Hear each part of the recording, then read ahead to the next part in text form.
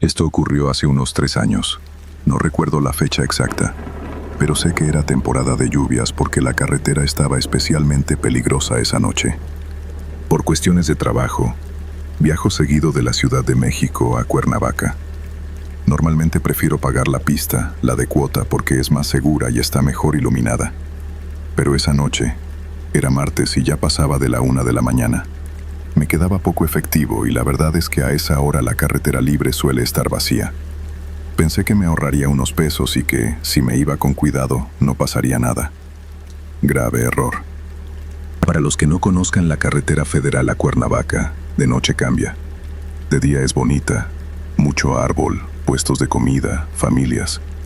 Pero de noche, la neblina baja desde la zona de Tres Marías y se come el asfalto. Las curvas se vuelven más cerradas y la visibilidad es casi nula. Iba solo.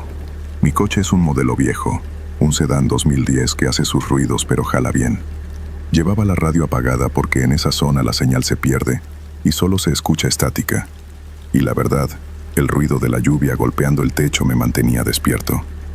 Pasando la zona de los puestos de comida, donde empieza la bajada más pronunciada hacia el valle, la neblina se abrió un poco. Fue ahí cuando vi las luces. No eran luces de patrulla, ni esas torretas azules y rojas intensas que se ven a kilómetros. Eran luces amarillentas, intermitentes, como de faros de niebla viejos o lámparas de emergencia de halógeno. Estaban paradas justo a la mitad de una curva cerrada hacia la derecha. Mi reacción inmediata fue soltar el acelerador. Pensé, un choque. Es lo más común en esa carretera. La gente baja muy rápido, el pavimento está mojado, y se van contra el muro o contra los árboles. A medida que me acercaba, la escena se hizo más clara. Había un auto volcado sobre el techo. Parecía un coche compacto, color oscuro, tal vez negro o azul marino, pero estaba tan abollado que costaba distinguir la forma. Las llantas seguían girando despacio en el aire. Había cristales por todos lados brillando con la luz de mis faros. Lo que me hizo frenar casi por completo no fue el auto, sino ver que ya había gente atendiendo. Había 2 figuras agachadas junto a la ventanilla del conductor, que estaba destrozada contra el pavimento. Llevaban uniformes, pero no eran como los de la Cruz Roja o los de Protección Civil que ves ahora, que son brillantes y con reflejantes neón. Estos uniformes eran de un color crema o blanco sucio, muy opacos. Parecían enfermeros de antes, o camilleros de hospital público, no paramédicos de carretera. Bajé la velocidad a unos 10 kilómetros por hora. Bajé el vidrio de mi ventana para preguntar si necesitaban ayuda o si querían que llamara a alguien al llegar a donde hubiera señal, porque ahí el celular estaba muerto. ¿Están bien? ¿Necesitan ayuda?, grité, asomando la cabeza. El olor fue lo primero que me llegó. No olía a motor ni a combustible. Era otra cosa, como ropa guardada en un sótano durante años. Algo que había estado ahí demasiado tiempo. Fue entonces cuando los 2 paramédicos se levantaron. Lo hicieron al mismo tiempo. No como 2 personas que reaccionan por separado, sino con una sincronía mecánica, idéntica. Se giraron hacia mí lentamente. Sentí un frío que me recorrió la nuca hasta la espalda baja. Tenían las caras cubiertas. No llevaban cubrebocas médicos. Tenían toda la cabeza envuelta en vendas. Vendas sucias, manchadas de tierra y de un líquido amarillento. Las vendas les cubrían la nariz, la boca, la frente. Pero lo peor eran los ojos. Donde debían estar los ojos, las vendas estaban hundidas. No había nada detrás. Parecían cuencas vacías cubiertas por esa tela percudida. No había forma de que pudieran verme. No había forma de que supieran dónde estaba yo. Sin embargo, los 2 miraron directamente a mis ojos. Me quedé paralizado, con el pie temblando sobre el freno, el coche apenas avanzando por la inercia de la bajada. De repente, empezaron a manotear. Levantaron los brazos y me hicieron señas frenéticas. No eran señas de ven a ayudar, eran señas de lárgate. Movían las manos de forma brusca, violenta, señalando hacia adelante, hacia la oscuridad de la carretera, como si estuvieran espantando a un animal. No dijeron nada. No gritaron. Todo estaba en un silencio absoluto, salvo por el motor de mi coche y la lluvia. El miedo me ganó. Fue un instinto animal. Pisé el acelerador a fondo. Las llantas de mi coche patinaron un poco en el asfalto mojado, pero agarraron tracción y salí disparado de ahí, esquivando el supuesto accidente por el carril contrario. El corazón me latía tan fuerte que lo sentía en la garganta. No quería mirar. Te juro que no quería mirar.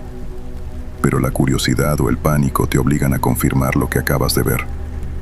Unos 5 segundos después, cuando ya había tomado la recta saliendo de la curva, miré por el espejo retrovisor. La carretera estaba vacía. No había luces amarillas intermitentes. No había coche volcado con las llantas girando. No había paramédicos con vendas en la cara. Solo estaba la oscuridad total de la noche y la lluvia cayendo sobre el asfalto negro, iluminado tenuemente por la luz roja de mis calaveras traseras. Pero sí había algo. Justo en el punto donde yo había visto el auto volcado, en la cuneta, la luz roja de mi freno iluminó un destello metálico por un segundo. Era una cruz. Una de esas cruces de metal que ponen los familiares cuando alguien muere en la carretera. Estaba oxidada, vieja, y tenía unas flores de plástico que ya estaban grises de tanto sol y polvo. Estaba sola. No había nada más.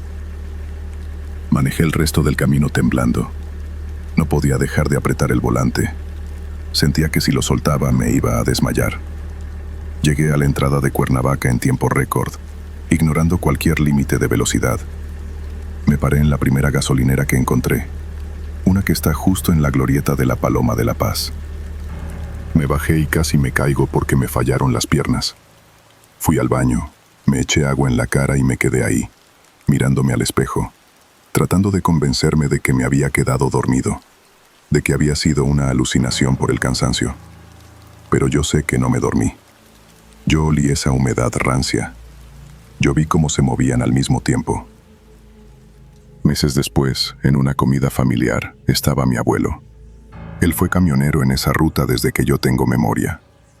Aprovechando un silencio, le pregunté cómo eran los paramédicos antes. ¿Siempre usaron esos uniformes brillantes?, le dije. Negó con la cabeza.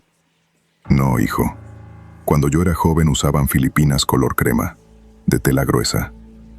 Sentí un nudo en la garganta y le conté, muy por encima, lo que creía haber visto esa noche. Mi abuelo se quedó serio y dejó la taza sobre la mesa. Cuando yo empezaba a manejar, dijo, hubo un accidente muy feo en esa curva. Una ambulancia bajó con lluvia para atender un choque. Eran 2 muchachos. Se quedó mirando hacia la ventana. No llegaron. En esos tiempos no había luces como ahora ni radios. Dicen que los tuvieron que cubrir ahí mismo para poder moverlos. No me animé a preguntarle más. Tampoco le dije lo de las vendas. Hoy, esa curva casi no la recuerdo. La evito tanto que a veces se me olvida que existe. Y prefiero que siga así. Esto me pasó hace muchos años. Soy camionero de profesión y nunca fui supersticioso. Jamás vi fantasmas, ni viví nada que pudiera llamar paranormal. Siempre me burlé de otros camioneros cuando contaban historias de la carretera. Pensaba que, después de tantos años en esto, si algo así existiera, ya me habría pasado a mí.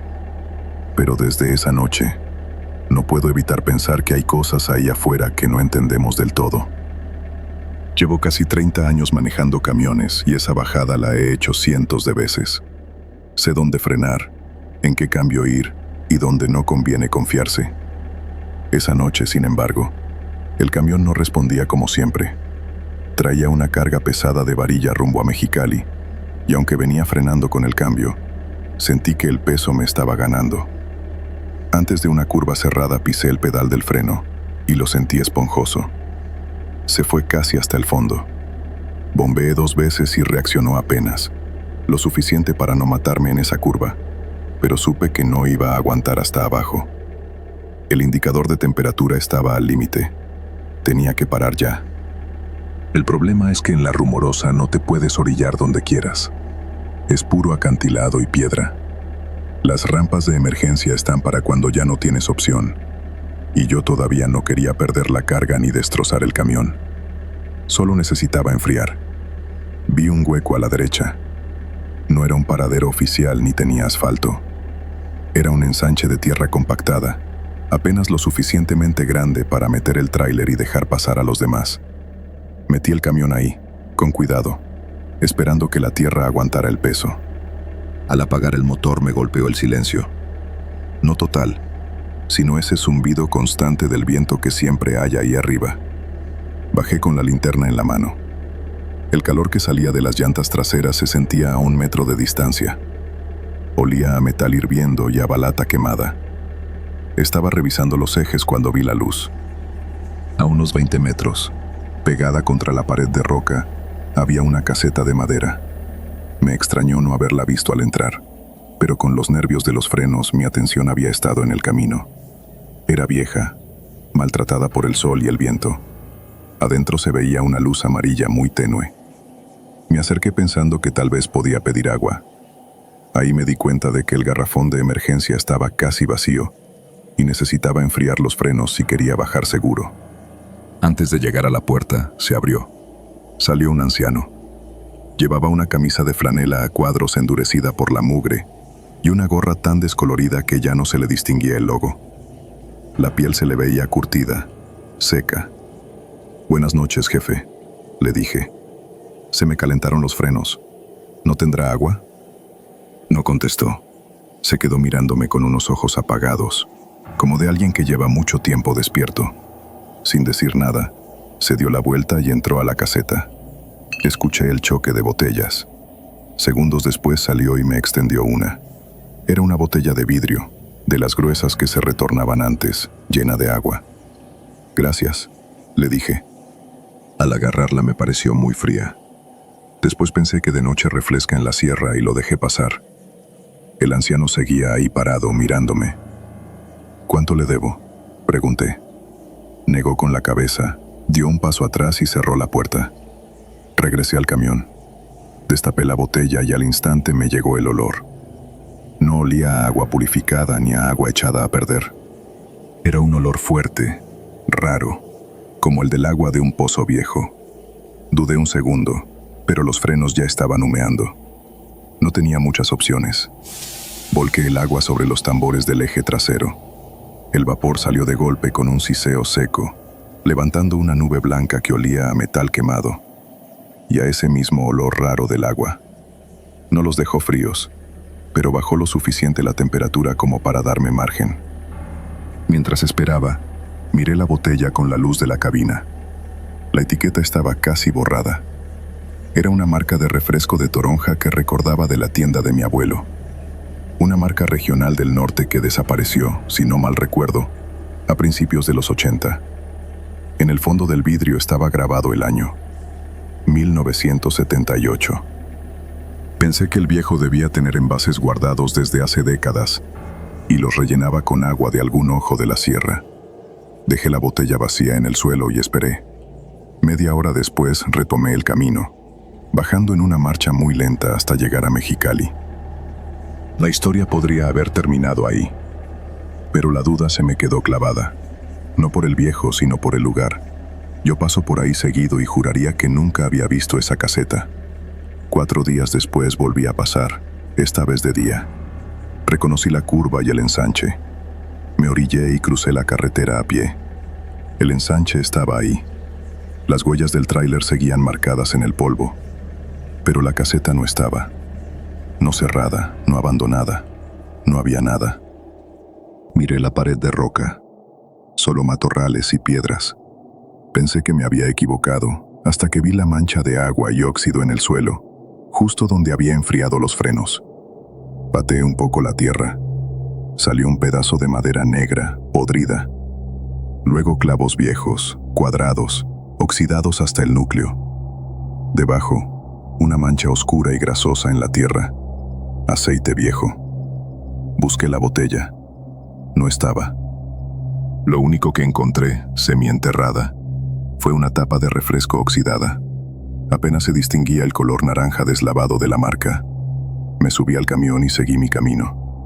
Nunca entendí del todo qué fue lo que pasó esa noche.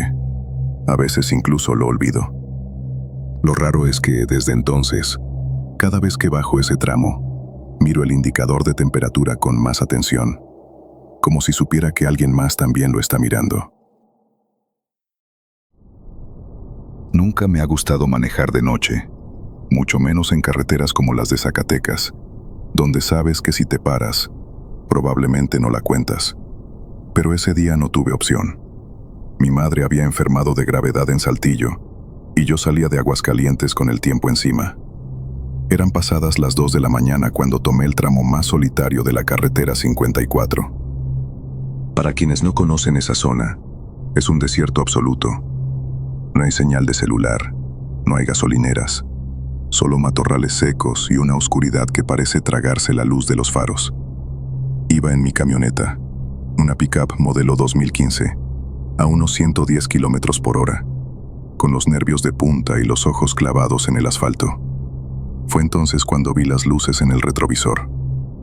Al principio pensé que era algún tráiler queriendo rebasar, pero las luces empezaron a destellar, azul y rojo, muy intensas. El corazón se me subió a la garganta.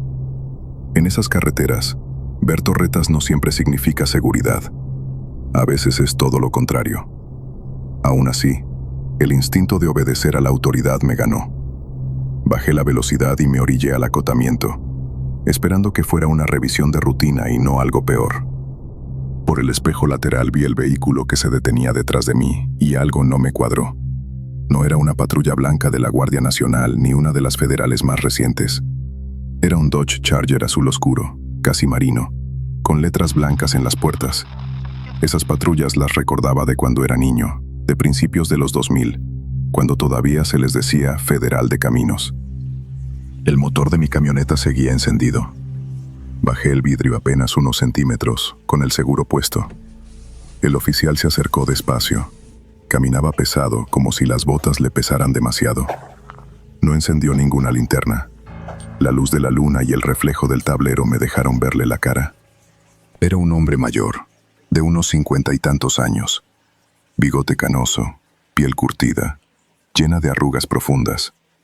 Pero lo que más me llamó la atención fue el uniforme. Estaba sucio, cubierto de una capa fina de polvo gris, de ese polvo del desierto que se mete hasta en los poros. La camisola azul se veía opaca, vieja. «Buenas noches, oficial», dije. ¿Pasó algo? Ya tenía la mano en la cartera, pero el hombre ni siquiera miró mis manos. Se apoyó en el marco de la puerta. Olía raro. No era sudor ni loción. Era como tierra seca. «No saqué nada, joven», dijo con una voz rasposa, muy baja. «No quiero sus papeles». Sentí que algo no estaba bien. Si no quería papeles, ¿qué quería? El oficial se agachó un poco más para verme a los ojos. Tenía una mirada cansada, inyectada de sangre, como si llevara días sin dormir. «Escúcheme bien», dijo. «En los próximos 20 kilómetros, no se detenga. Va a haber cosas. Gente pidiendo ayuda. Tal vez un auto averiado o lo que parezca un accidente. Es una trampa. Si se para, lo matan». Sentí un escalofrío recorrerme la espalda. «¿Hay gente mala adelante?», asintió despacio. «Siga derecho. Acelere y no voltee. No importa lo que escuche o vea. Váyase ya». Dio 2 golpes secos en el techo de mi camioneta y se dio la vuelta. No esperé. Metí primera y arranqué levantando grava. Miré por el retrovisor y vi que la patrulla azul seguía ahí parada, perdiéndose en la oscuridad hasta desaparecer. Hice lo que me dijo. Clavé la vista en el odómetro y empecé a contar. 1, 2, 5 kilómetros. La carretera estaba desierta. Cada sombra de un cactus me parecía una persona. Cuando el contador marcó 12 kilómetros, lo vi. A lo lejos, en una recta larga, había un coche parado a la mitad del carril. Tenía el cofre abierto y salía humo. En el suelo había luces de bengala rojas. Y había una mujer, o algo que parecía una mujer, agitando los brazos desesperadamente. Mi primer instinto fue frenar. Pobre gente, pensé, pero la voz del oficial me retumbó en la cabeza. Es una trampa. Si se para, lo matan. Apreté el volante y en lugar de frenar, pisé el acelerador a fondo. Cambié de carril para esquivar el coche. Al pasar junto a ellos, la mujer dejó de actuar al instante. Bajó los brazos. Detrás del coche, entre la maleza, vi movimiento. Eran hombres. 3 o 4 sombras levantándose de la cuneta. Vi el brillo metálico de armas largas reflejando mis luces traseras. Aceleré hasta donde pude, temblando, rezando, sin mirar atrás, hasta que vi las luces de un retén militar. Me estacioné en el área iluminada y recién ahí el cuerpo empezó a temblarme. Me acerqué a los soldados y les conté lo que había pasado. «¿Una patrulla federal?», me dijeron. «Hace años que ninguna circula por ese tramo». Sentí frío en la espalda. «Eso sí», agregaron, «hemos tenido reportes. Menos mal que no se detuvo». Me dijeron que siguiera mi camino y que no regresara por ahí de noche. Días después, por trabajo, pasé por una comandancia chica. Al fondo del patio vi una patrulla vieja, fuera de servicio, azul oscuro.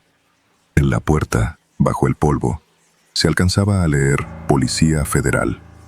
El número pintado en el costado era el mismo que yo había visto aquella noche. «Esa ya no sirve», me dijo un agente. «Quedó fuera de circulación hace más de 10 años. No he vuelto a manejar de noche por Zacatecas. Pero cada vez que paso por ese tramo y veo la soledad del desierto, me pregunto si ese oficial sigue ahí, cumpliendo su turno, salvando a los que puede, en una carretera que hace mucho dejó de pertenecerle a los vivos». La ruta es larga y la noche recién empieza. Si quieres ser parte de este viaje oscuro, no olvides suscribirte. Y si alguna vez viviste algo inexplicable, déjalo en los comentarios. El buzón negro sigue abierto.